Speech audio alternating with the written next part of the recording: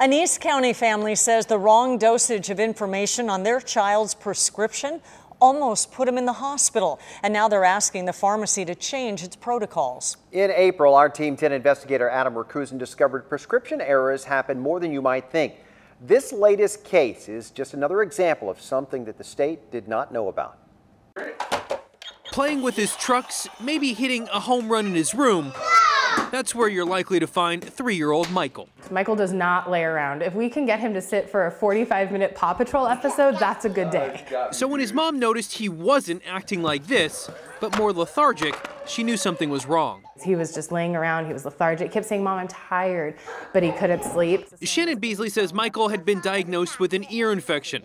The doctor prescribed Ceftonir, an antibiotic used to treat infections. They had the prescription electronically sent to this Walmart in El Cajon. My husband gets there, signs in, gets his prescription, brings it home. I give my son the first dose. Later that evening, I gave him the second dose because the bottle said 2 times a day. 3 days into the routine, Michael wasn't getting any better. Shannon said he was tired, refusing to eat, had diarrhea, and was not his normal destroying the house self.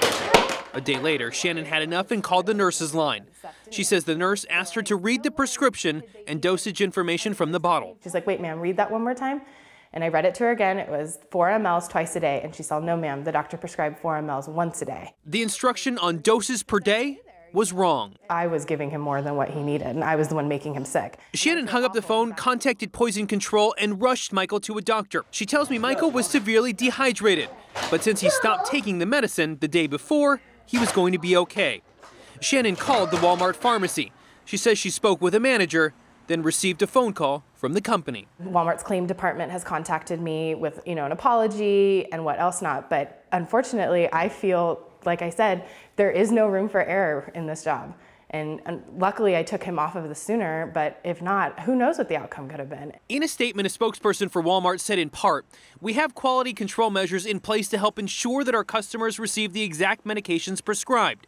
In this individual case, we deeply regret this incident occurred despite our quality control measures."